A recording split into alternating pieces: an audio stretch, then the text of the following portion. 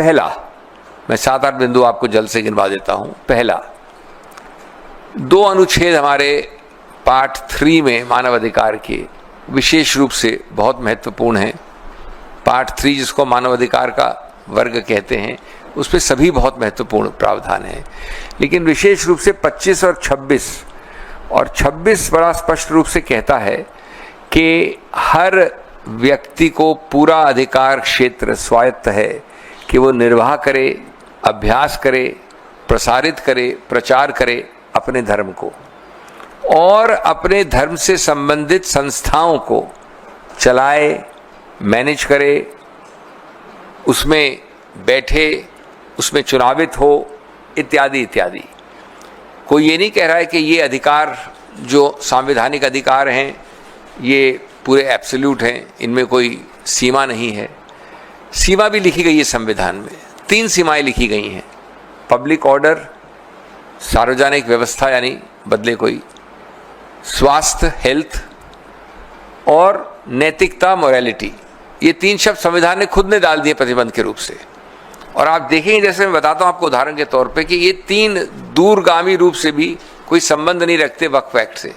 कोई इसमें ऐसा प्रावधान नहीं है जो सार्वजनिक कानूनी व्यवस्था को बचाने के लिए किया गया हो। कोई इसमें ऐसा प्रावधान नहीं जो स्वास्थ्य के लिए किया गया हो। कोई इसमें ऐसा प्रावधान नहीं है जो सार्वजनिक नैतिकता या पब्लिक मोरालिटी के लिए किया गया हो।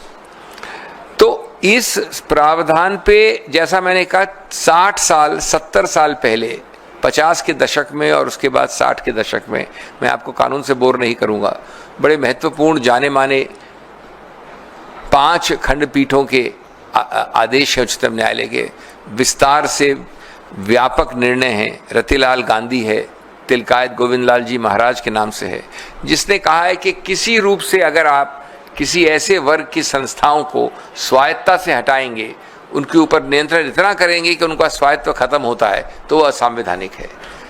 इस मूल 60-70 साल पुराने सिद्धांत को ये कानून बेरहमी से हनन करता है।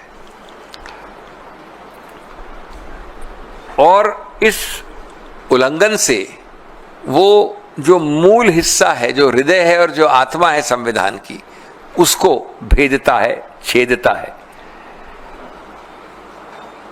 दूसरा बिंदु, एक प्रावधान है 11, और मैं आपको स्पष्ट कर दूं कि 11 के बारे में उच्चतम न्यायालय ने आज कुछ नहीं कहा अपने आंतरिक आदेश में, लेकिन हमारी दलील होने वाली है, ऑलरेडी है, और विस्तार से सुनेंगे तो होगी। तो मैं, जैसा मैंने कहा कि मैं आपको सिर्फ एक अपना पक्ष और तर्क रख रहा हूं, मैं किसी रूप से पूर्व निर्णय नहीं देना चाहता किसी चीज के ऊपर। हमारी दलील ये है कि एक प्रावधान है 11, उसमें 100% नामांकन का प्रावधान कर दिया है, यानी चुनावित कैटेगरी को हटा दिया है। नामांकन कौन करेगा? प्रदेश सरकार। जब 100% नामांकन होगा तो क्या रही स्वायत्तता की नाम, क्या रहा संस्थापिक स्वायत्तता, क्या रहा स्वतंत्रता? ये एक मुद्दा है। तीसरा मुद्दा जिस पे आज माननीय उच्चतम न्यायालय ने प्रतिबंध लगाया है और हम उसका पुरजोर तरीके से स्वागत करते हैं, वो हैं 2 प्रावधान 9 और 14।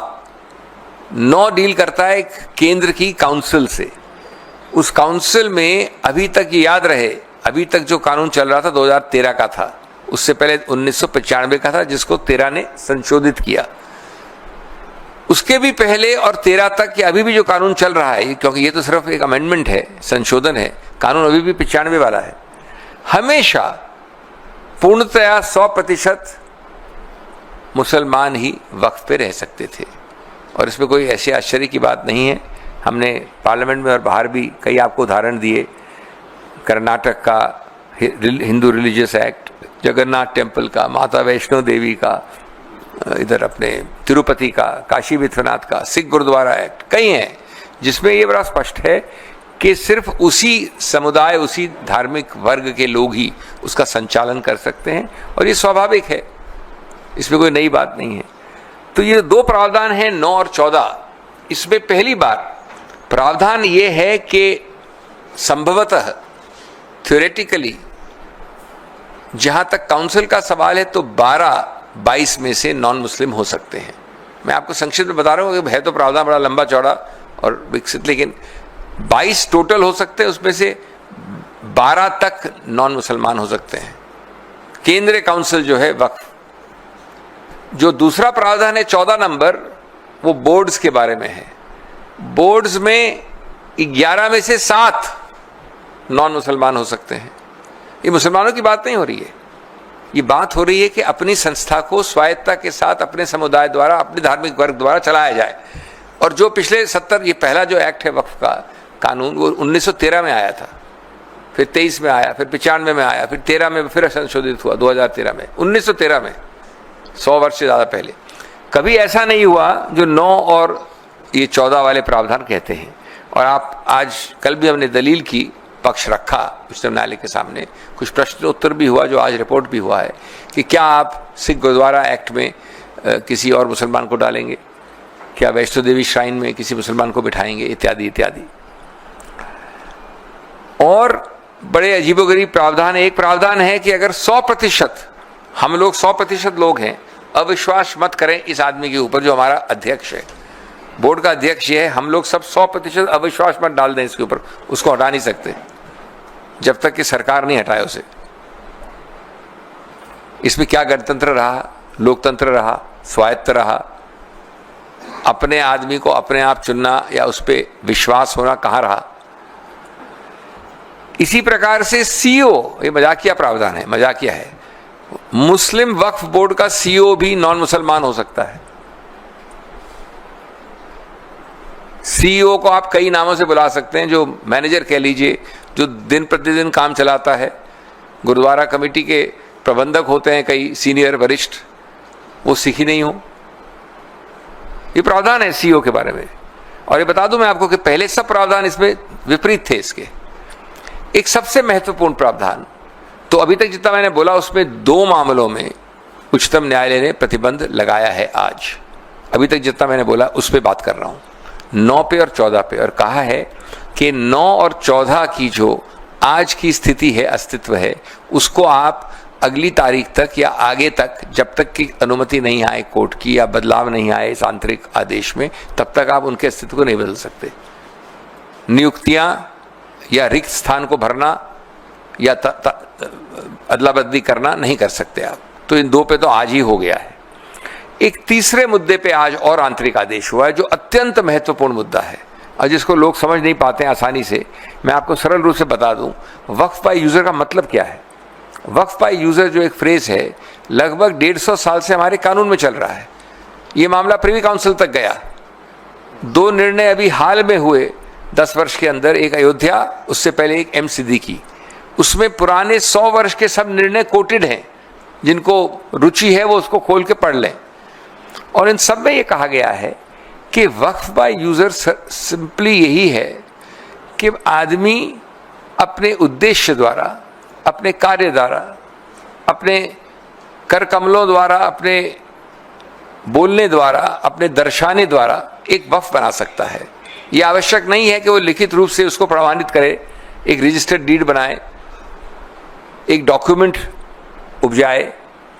और ये हक मुसलमान का वक्फ के विषय में सैकड़ों साल पुराना है।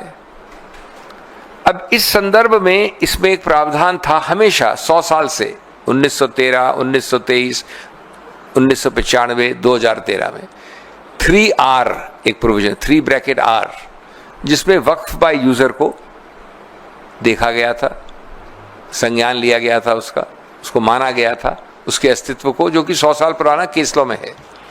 एक पेन की स्याही के एक टिक से वो पूरा 3R को डिलीट कर दिया। इसमें डिलीट का मतलब है कि वक्फ बाय यूजर का आज कानूनी कोई अस्तित्व नहीं, अगर आप कानून को पढ़ें जैसा है आज। तो उच्चतम न्यायालय ने, और उसका भी बहुत बहुत स्वागत करते हैं, कहा है कि अभी तक आंतरिक रूप में जो भी वक्फ हैं जो डिक्लेयर्ड हैं या रजिस्टर्ड हैं, इंक्लूडिंग एक अदर कैटेगरी यानी वक्फ बाय यूजर, वो सब में यथास्थिति यानी आज की स्थिति कानून के पहले रहेगी। इसका अंतिम निर्णय तो उच्चतम न्यायालय करेगी, लेकिन यथास्थिति कानून के लागू होने के पहले वैसी ही रहेगी। ये एक तीसरा आंतरिक आदेश है। और बिंदु हैं जिनको अभी तक निर्णित नहीं किया उच्चतम न्यायालय ने, और हम आशा और विश्वास करते हैं कि अगली तारीख जो 5 तारीख है उसमें बहुत सारे ऐसे निर्णयों का निर्णय होगा। उनमें से एक मुख्य है जिसका निर्णय हमारे पक्ष में अभी नहीं हुआ है, लेकिन मैं आपको समझा दूँ। वो है 3 प्रावधान 3C, उसका सब क्लॉज 1, 2 एंड प्रोवाइजो, और साथ साथ 36 और सब क्लॉज 7A और 10।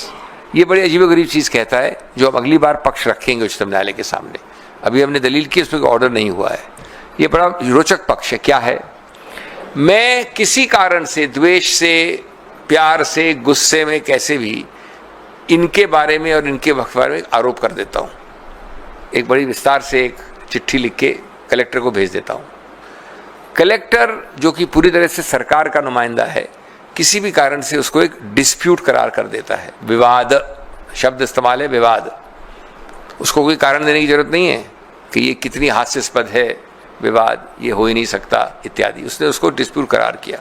जैसे ही वो डिस्प्यूट करता है तो 3 प्रावधान आ जाते हैं, अजीबोगरीब प्रावधान। पहला प्रावधान कि जब तक वो कलेक्टर जो 100% सरकार का नुमाइंदा है वो उस विवाद को निर्णित नहीं करे, तब तक ये पक्ष जो मिस्टर इमरान प्रतापगढ़ी का है वो वक्फ नहीं माना जाएगा। वक्फ, वर्ड्स एग्जैक्ट पढ़ दूं मैं आपको, shall not be treated as waqf property. जब तक कब? जब तक मैं कलेक्टर निर्णित कर रहा हूं। और याद रहे, कलेक्टर सिर्फ नुमाइंदा सरकार का नहीं है। बहुत सारे ऐसे विवाद हैं जहां पर सरकार ने ही वक्फ की जमीन पे इंक्रोचमेंट कर दिया है।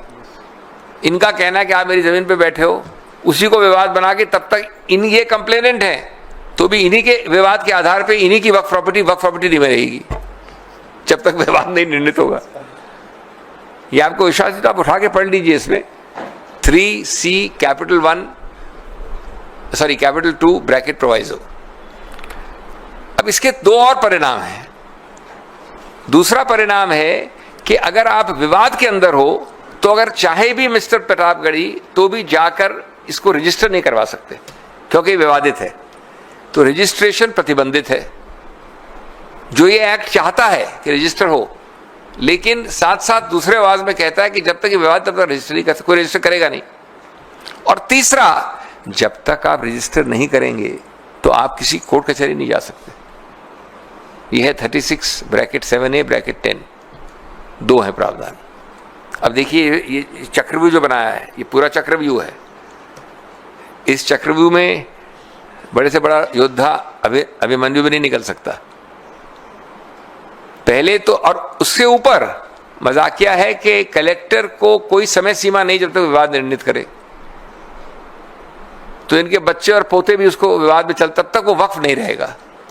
और विवाद का वक्फ नहीं रहेगा तो रजिस्टर नहीं होगा, रजिस्टर नहीं होगा तो कोर्ट नहीं आ सकते। तो ये प्रावधान हम बड़े मजबूती से रखने वाले हैं कोर्ट के सामने। और प्रावधान है जिनका मैं अभी आपको लिमिटेशन का और एंशिएंट मॉन्यूमेंट्स एक्ट का, उसके बारे में आपको ट्रबल नहीं करूंगा। लेकिन मैं सिर्फ, मेरा अभिप्राय, मेरा उद्देश्य एक ही था, ये बताना कि ये एक बहुत सब्सटेंटिव, मजबूत, तथ्यों पे आधारित, कानून के महत्वपूर्ण तर्कों पे आधारित एक याचिकाएं हैं। कई सारी याचिकाएं हैं। ये कोई ऐसा नहीं है कि किसी के स्वप्न लोक से इजाद हुआ कोई एक फ्रिवलस, फॉल्स, वेक्सेशियस तरह का याचिका है। और ये मुद्दे गंभीर हैं। जैसा मैंने कहा, 3 मुद्दों पे जो आंतरिक आदेश हुआ उसको हम स्वागत करते हैं।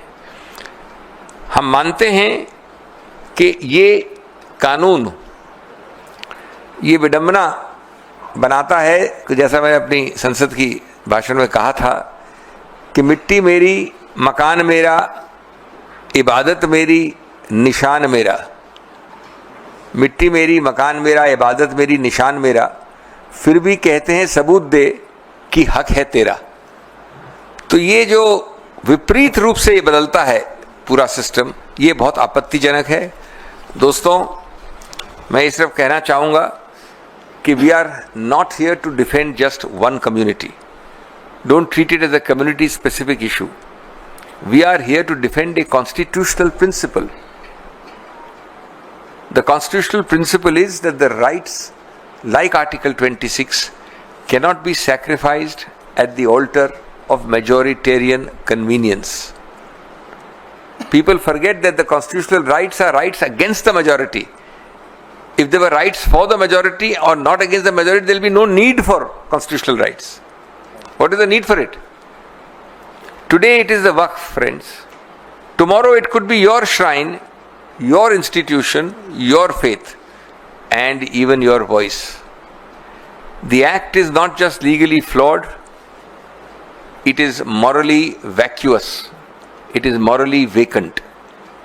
It takes the soul of religious freedom and stuffs it into a file marked subject to approval.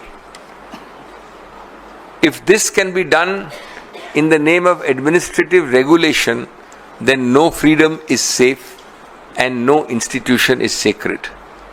This is not the future which our framers envisioned, and it is not the future which the Congress party will allow, subject to the court orders.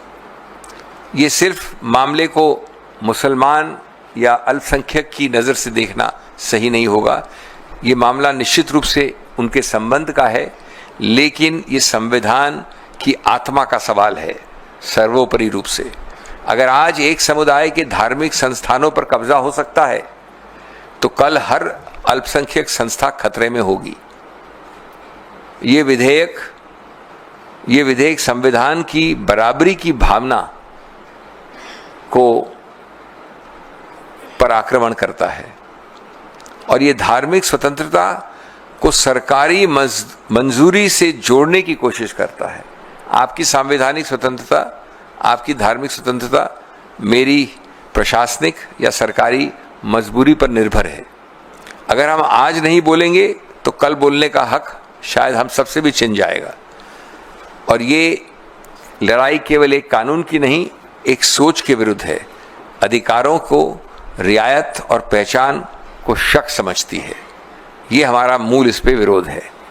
Friends, all I would say is that it's a very important event, and we are as a political party extremely grateful to the Supreme Court for having spent considerable time yesterday, almost full 2 hours, more than 2 hours, and then again at the request of the government taken it up again today and passed an interim order which will of course be subject to further hearing on the 5th. And we believe that this is an extremely important step towards the restoration of constitutional principle, constitutional morality and constitutional correctness and rightness. Thank you.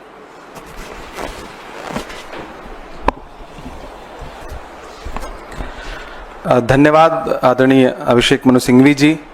सबसे पहले तो आपने जिस मजबूती के साथ आज पक्ष रखा माननीय उच्चतम न्यायालय में, उसके लिए मैं आपका आभार व्यक्त करता हूं. मैं एक याचिकाकर्ता भी रहा हूं इस मामले में.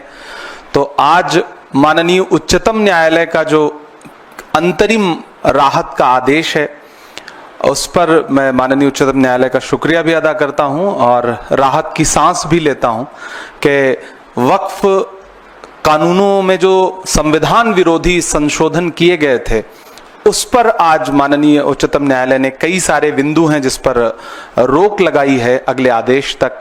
तो जेपीसी में जो सुझाव विपक्ष के तमाम सांसदों ने दिए थे, जिसे नकार दिया गया था, संसद में बहस के दौरान लोकसभा और राज्यसभा में जो सुझाव विपक्ष के सांसदों ने अपने डिबेट के दौरान रखे थे, जिनको नकार दिया गया था, सरकार ने बिल्कुल नहीं सुना था, उन तमाम पहलुओं को लेकर के कई सारे याचिकाकर्ता जो माननीय उच्चतम न्यायालय की चौखट तक गए. तो आज माननीय उच्चतम न्यायालय ने जो फैसला दिया है, हम उस अंतरिम राहत के लिए उनका शुक्रिया अदा करते हैं और हमें पूरा विश्वास है कि आने वाली अगली सुनवाई में हमें और राहत मिलेगी, क्योंकि यह संविधान के मूल पर हमला था. किसी धर्म विशेष, किसी वर्ग विशेष का मामला नहीं था. यह संविधान की जीत है और हम बतौर कांग्रेस पार्टी, मैं बतौर अल्पसंख्यक विभाग के अध्यक्ष के और एक सांसद के बतौर मैं ये कहता हूं कि कांग्रेस पार्टी ने संविधान बनाने, बचाने और संवारने की पूरी जिम्मेदारी हमेशा उठाई है और उसे हमेशा उठाएगी। तो आज के इस फैसले पर मैं बहुत आभारी हूं माननीय उच्चतम न्यायालय का और इस फैसले का स्वागत करता हूं खुले मन से। और अभिषेक मनु सिंघवी जी का धन्यवाद कि बहुत जोरदार तरीके से आपने माननीय उच्चतम न्यायालय के समक्ष दलीलें रखी, जिसको बहुत सारे बिंदुओं पर माननीय उच्चतम न्यायालय सहमत रहे। तो आप सारे मीडिया के साथियों का आभार भी प्रकट करते हैं। ये मसला किसी एक वर्ग विशेष का नहीं है। जलते घर को देखने वालों फूस का छप्पर आपका है, उसके पीछे तेज हवा है, आगे मुकद्दर आपका है। उसके कत्ल पे मैं भी चुप था, मेरा नंबर अब आया, मेरे कत्ल पे आप भी चुप हैं, अगला नंबर आपका है। तो एक एक करके संविधान को कुचलने की हर सरकारी कोशिश के खिलाफ इस देश के हर नागरिक को खड़ा होना पड़ेगा। बहुत बहुत धन्यवाद। माननीय अभिषेक मनु सिंघवी जी कुछ और पॉइंट्स अगर रखना चाहें। हमेशा की तरफ बहुत बहुत धन्यवाद इमरान जी। अब संक्षेप में इसी मुद्दे पे कोई प्रश्न है तो बताएं।